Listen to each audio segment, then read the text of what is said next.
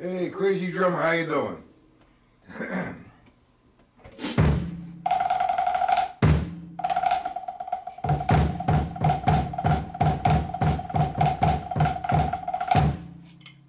you hear me?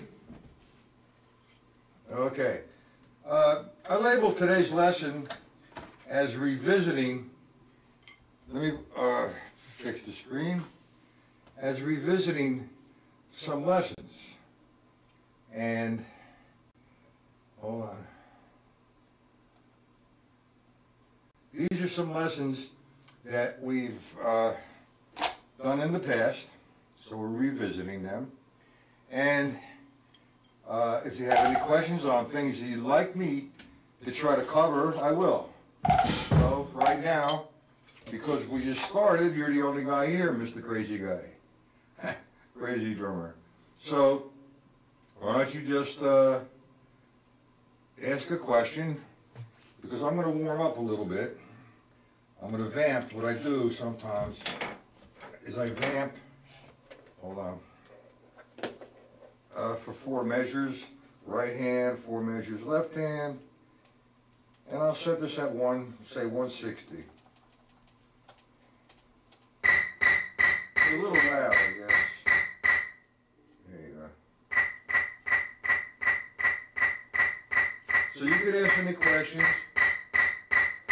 And we've covered a lot of different work. So what I'm going to do, if I'm freezing on you, just reload your, or refresh your browser. It's still too loud.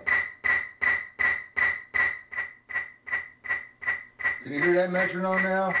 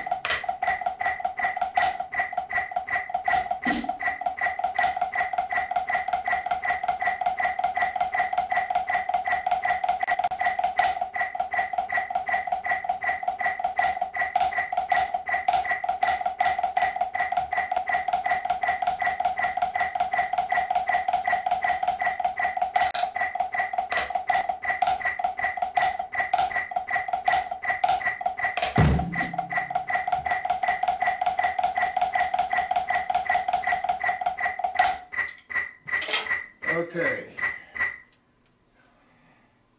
Let me just bring this down a little bit. Someday I may be able to hire a AV guy.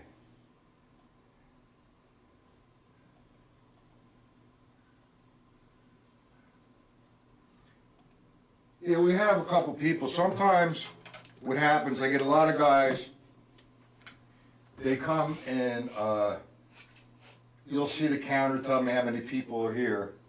What happens with that is some are on a phone, some can't get to the chat, some are at work. Yeah, I remember you. Absolutely. From you were here the other day as well, Crazy. Remember?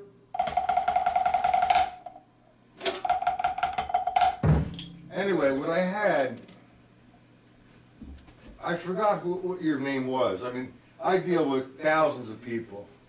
Okay, George. George what? What's your last name, George?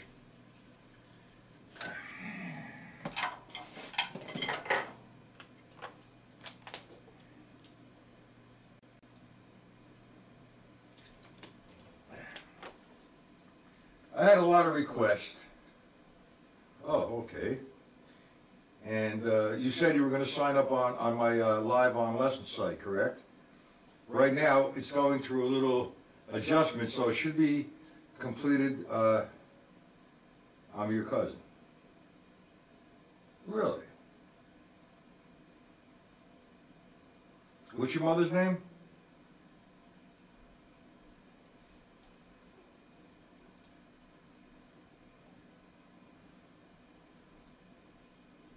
What is your mother's name?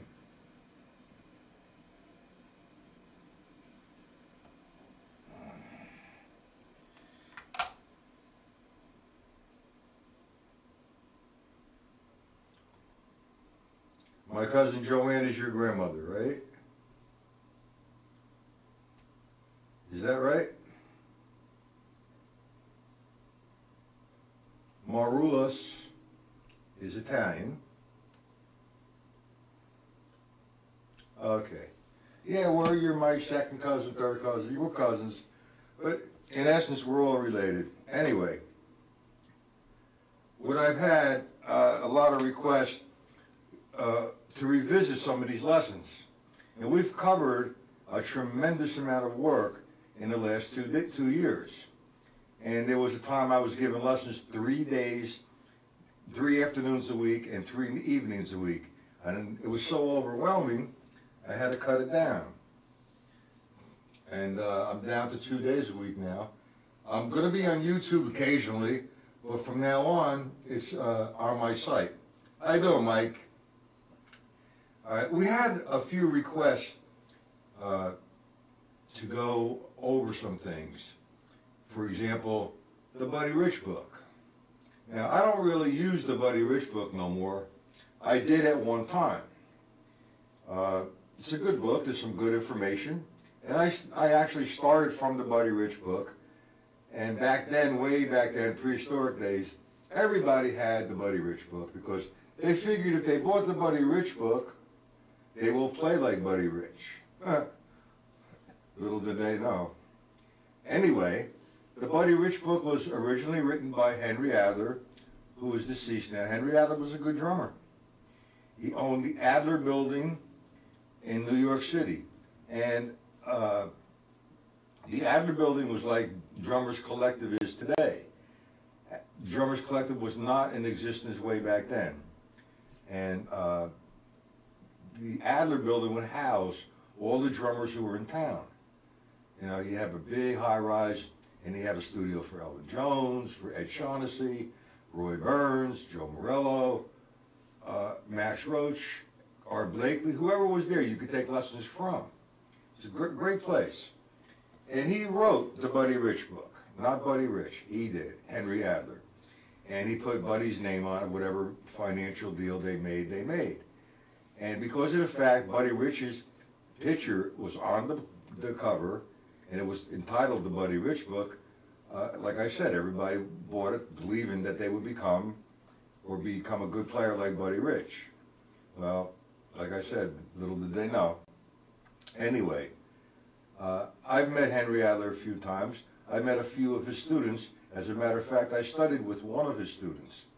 And I've learned the Adler system, which I totally disagree with. And for that matter, the technical approach from the Buddy Rich book, I totally disagree with. And I come up front, I'm the type of guy that says 1 + 1 = 2, no ifs or ands about it. Now, there's a lot of different approaches. There's, you know, if they all work, if whatever works for you, works for you. I don't believe in the Adler system. I don't believe in they call it a molar. I don't believe actually in the Stone. Stone was actually the closest to what I believe in, George Lawrence Stone. And what it amounts to is the laws of physics. no matter what you do, when you play, you need to maintain the laws of physics. If you don't maintain them, you're not going to do anything with drumming. You're not going to go forward. You're going to fight physics, and you're going to be frustrated. So now, let me explain what I learned when I first started. We're going to do the, you have the, George, do you have the Buddy Rich book by any chance? There's a new variation, there's a new version of the Buddy Rich book revised. And I guess there's a gentleman named Ted McKenzie, good drummer as a matter of fact, Ted. And he revised the Buddy Rich book. And like I said, the Buddy Rich book, well, I don't really work out of it, but if you want to buy it, it's not going to hurt you. All right, the Buddy Rich book has some good basic information. And it contains, I believe the first one is the 3-stroke rough, the next one is the 4-stroke rough, the 5-stroke roll, 5-stroke rough. I have the book here, but I have no cover on it. I have the new one that Ted McKenzie sent me. This book is maybe 19 in the 60s. Okay. And there's some, like I said, good information. Let me explain the laws of physics as opposed to the Adler system. This is the way this was taught way back, the Adler system. It was a seesaw method. You're starting like this, and every time I come down with the right, my left hand comes up. Every time I come down with the left, my right hand comes up. So that's what they refer to as seesaw, seesaw. Well, that's not the laws of physics. Okay? Hold on.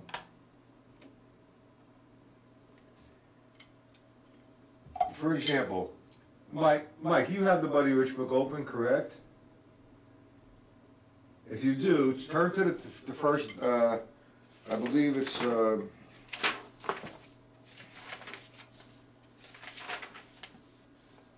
not sure if it's the same page, page 20, the 3-stroke rough. If you have the 3-stroke rough, it's 3 strokes. He presents it in 4/4 time. It's right, left, right, okay, or left, right, left. Now, the way I learned this, and this is ridiculous now that I understand the principles of the drumstick and the action of the rebound and the total relaxation. Okay, what I have is this, all right? This is what I was taught, and I was told to hold the sticks very rigid, very tight, so nobody robs them from you or takes them from you. So here's how the 3-stroke rough was presented to me. There's 3 quarter notes, a quarter note rest, and an accent on the count of 3. So this is what you have. 1, 2, 3. And I hit 3 harder, but when I'm supposedly hitting 3 to get the accent, I'm supposed to squeeze the drumstick. That's what I was taught way back. That is totally absurd. But I didn't know any better, so that's what I would do. 1, 2, 3, 4. 1, 2, 3, 4. 1, 2, 3, 4. So it's put into a quarter note formation, and you're accenting the last stroke.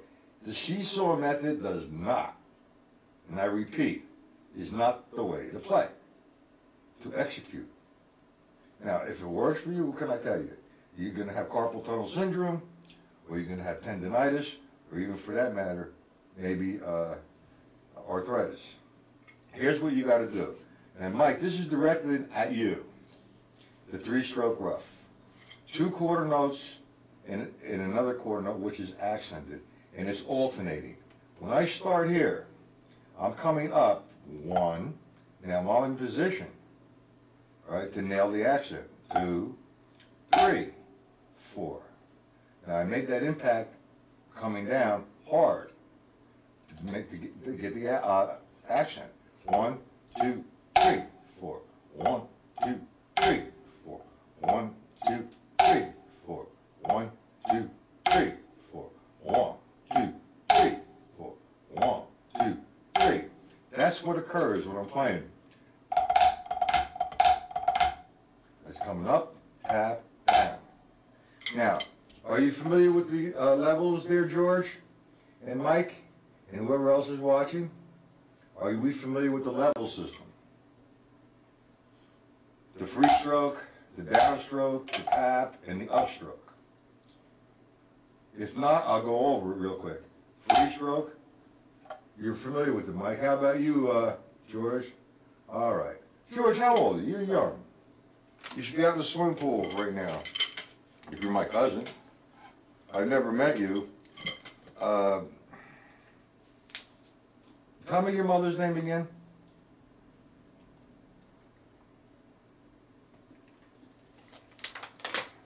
You're 10. Aye, good for you. I'm 1,010. All right. The free stroke. Danielle. Okay, I know Danielle. All right, Danielle's a nice lady. Okay. Mike, if you understand the levels. George, you tell your mother to give me a call, or ask your grandmother to give me a call. You come on over to my house. I have my drum studio here, and I'll give you a couple lessons. We'll explain the whole thing to you, okay? George, ask your mommy, your mother, rather, okay? Now, Mike, did you understand the three-stroke rough? How I explained it, as opposed to perhaps the way you learned it? You probably learned it like this. That's the Adler system. Did you understand it? As to utilizing the levels, 1, 2, 3, 4. 1, 2, 3. All right. You know the three-stroke rough. All right, let's move on then. I'm not going to go to different formations, but on this particular one, I just wanted to demonstrate the Adler system. Let's go to the four-stroke rough. Okay. The four-stroke rough is 4 strokes. You could actually play this, what they call this now is a single 4. Why? I don't know. It's a 4-stroke rough since the beginning, and all of a sudden they changed it to the single 4. I don't know who changed it and why it was changed, but it's a 4-stroke rough. Now, the 4-stroke rough is put into 6/8 formation. For those who don't, or listening, who don't know what 6/8 is, it's a time signature. And a time signature means there are 6 beats to a measure, and the 8th note will receive the count or the beat. So I'm doing 6/8. 1, 2, 3, 4, 5, 6. 1, 2, 3, 4, 5, 6. 6 beats to the measure. I just did 2 measures. Now, the 4-stroke rough, when you're playing, it's sort of like you're learning it. It's open-handed. You're starting here. I like to alternate it, but in the Buddy Rich book here, yeah, he does alternate. He switches hands. If I start with my left, the next one coming is going to be with my right. So I'm in 6/8 with the accent on the last stroke of the 4-stroke rough. 1, 2, 3, 4, 5, 6. And I just ended that with my right hand. The next guy is with my left hand. 1, 2, 3, 4, 5, 6. I ended with my left. I begin with my left. 1, 2, 3, 4, 5, 6. 1, 2, 3, 4, 5, 6. Well, look how it's being executed effortlessly, and the accents are consistently the same sound, and the in-between notes are exactly the same sound. So now that's the 3-stroke rough. 1, 2, 3, 4. 1, 2, 3. Then the 4-stroke rough, or single 4. And that's in the lowest kind of denominator. We could take it here like drop, drop, drop, drop. That's the 4-stroke rough. It's a drop and a follow the rebound. But that is not what you want to take it right now. You want to take the 4-stroke rough here. 1, 2, 3, 4, 5, 6.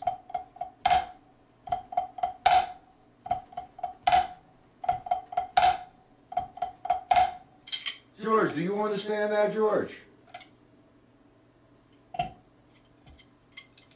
I know, Mike, do you understand it? Was that the way you were taught, Mike, how to do the 4-stroke rough? Or you learned the Adler system? You learned it like this? 1, 2, 3, not like that, sorry. 1, 2, 3, 4, 5, 6. 1, 2, 3, 4. Even has you going halfway up. And that's ridiculous. Okay. Let's go on to the 5-stroke rough or single 5. That is now on the Vic Firth rudiment drum chart.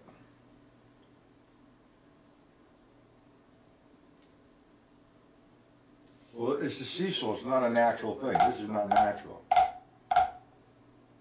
There's extra movement here you don't need. If you're doing a 4, the next guy, let's go on to the 5. The 5-stroke rough or single 5. It's 5 strokes. Again, it's presented. We're just doing the first presentation from the Buddy Rich book.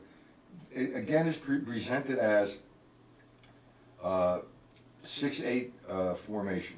1, 2, 3, 4, 5, 6. So we have this. All right, we're starting down here. Why are we starting down here? Well, we want to maintain that sound.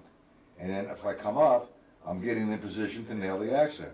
1, 2, 3, 4, 5, 6. Then I ended with my right, and now this time I'm going to begin with my left. 1, 2, 3, 4, 5, 6. 1, 2, 3, 4, 5. 1, 2, 3, 4, 5, 6. Okay? We understand that. Now, this is the illusion. When I'm doing single strokes, for example, let me make this a little clearer with the Adler system compared to the laws of physics. If I'm doing this, I'm playing single strokes. If I'm going like this, I'm playing single strokes. There's an illusion here. That illusion being it looks like I am going like this, but I'm not. If I take that down, that's what I'm doing with one hand. That's what I'm doing with the other hand. I'm putting them together, the left hand slightly behind the right hand. That's the laws of physics. I'm not doing nothing, but allowing to stick.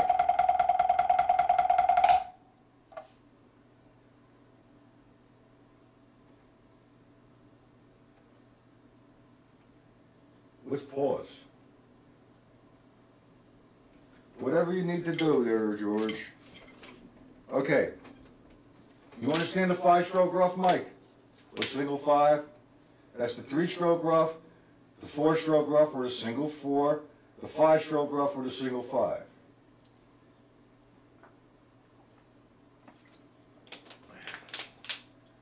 Do you understand it? Mike? Everything clear with the 4? 1, 2, 3, 4, 5, 6. 1, 2, 3, 4. The 5?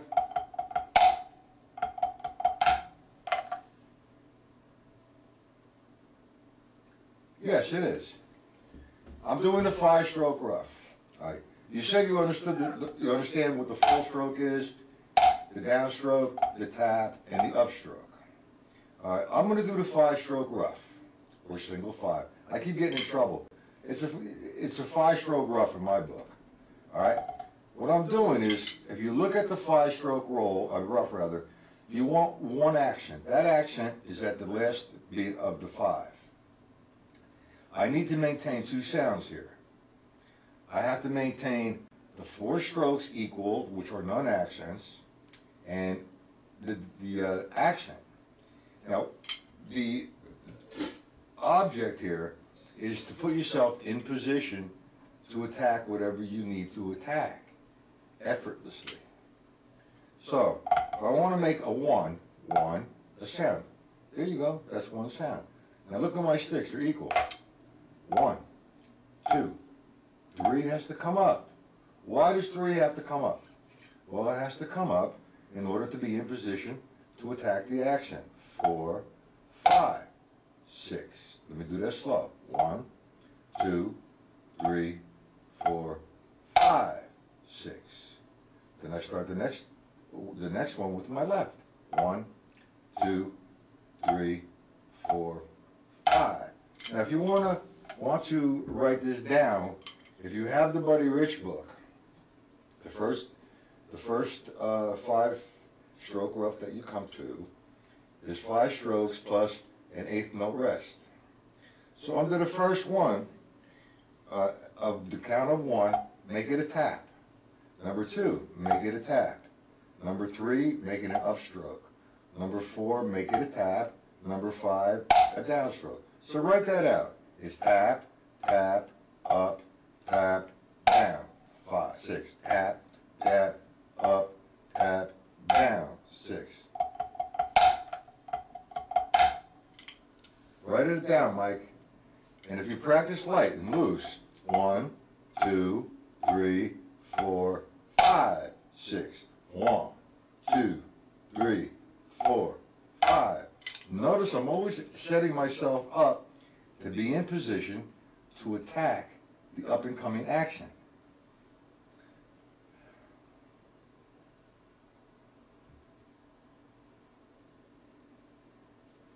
Well, good for you there, George. Put one up and I'll critique it. Mike, do you understand that?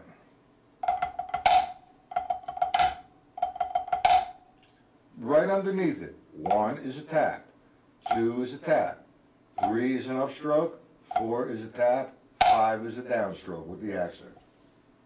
We have that.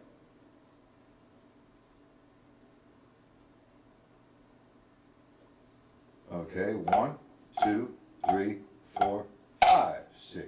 1, 2, 3, 4, 5, 6. Now we're only in the 6/8 formation. I could take that in 3/4. I could take it in any place I'd like. But before you can take it any place you like, you need to hang out with that particular formation and make it stronger. Over and over again. 1, 2, 3, 4, 5, 6. 1, 2, 3, 4, 5. 1, 2, 3, 4, 5, 6. 1, 2, 3, 4, 5. Okay, let's go over to now, instead of the 5-stroke rough or a single 5, let's go to the 5-stroke roll. Now, the difference between the rough and the roll, one is singles and the roll is doubles. See, the rudiments themselves, you know, this, supposedly the PAS has 40 rudiments. All right, they're all labeled as A, B, C, D, E, F, G, which is fine. But in reality, there's only 3 rudiments. There's singles, doubles, and flams. And anything that's in combination, all other stuff that you play, is combinations of either singles, doubles, and flams. All right? There's only 2 rudiments in my book, 3 rudiments. But I label them as, and I don't want you to play 2 singles and 2 doubles and a flam. I don't explain that. You have to have some sort of organization. And that's what the rudiments are, or an organization. Anything after you play a paradiddle is considered, in my book, a high-bred rudiment. All right, let's go over to the 5-stroke roll. 5-stroke roll, doubles, and then a single. There you go. Now, I'm starting here again. I want to maintain 4 equal sounds on my stroke to an accent. And I'm going to put myself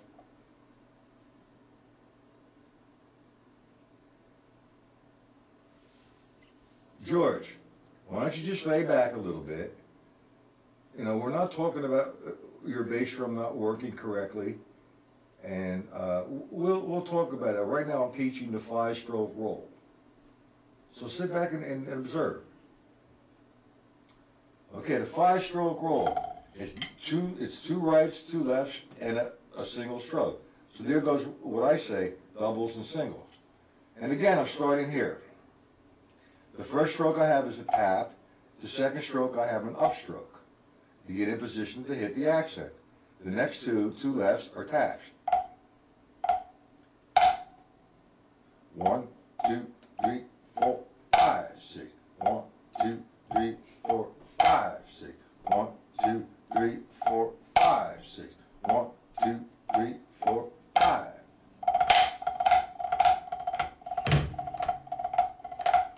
No matter what level you play that at, okay, that occurs.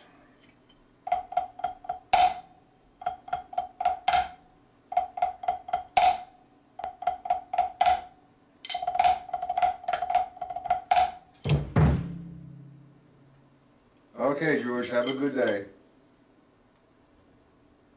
Wish I was 10 years old again. Mike, do you understand that?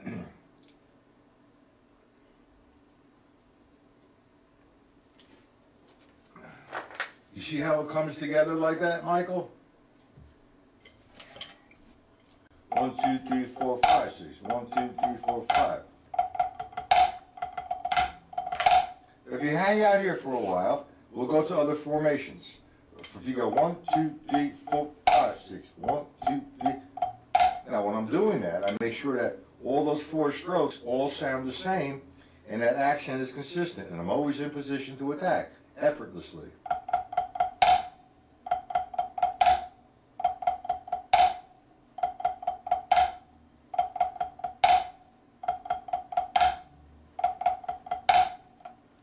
Okay, so that's the 3-stroke, 4-stroke, 5-stroke rough, and 5-stroke roll, or single 5. Now, I'm not going to go any further with that. What you want to do, Mike, is work on those things I just gave you. Go back into the Buddy Rich book, revisit the beginning of your sessions, lessons, okay? And tonight we'll hit the 7-stroke rough, 7-stroke roll, 6-stroke roll, the, what was it, 7, 9, 10, 11, 13, and 15. We'll hang out with all the rolls and roughs. Okay, do you have any questions on anything, Mike? Paradiddles, paradiddle-diddles, double paradiddles. It's the language, man, is what you're learning. Any questions?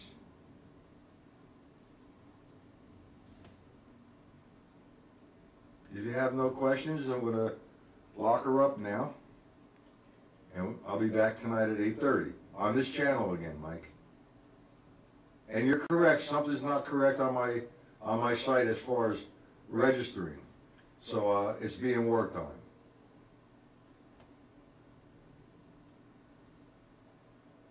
Yes, Mike, if you have the book open, you go to the 5-stroke roll. You see right, right, left, left, right. And the next one would be left, left, right, right, left. Go to the first one where it says right, right. That's a tap and then an upstroke. The first right is a tap. The second right is an upstroke. The third note, which is a left, is a tap. The fourth note is a tap. And the last stroke is a downstroke because you're in position. You have it? This is what you should put underneath the 5-stroke roll. Okay, or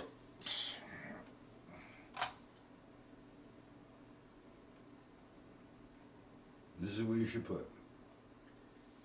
Okay, you have tap, up, tap, tap, down. All right, hold it.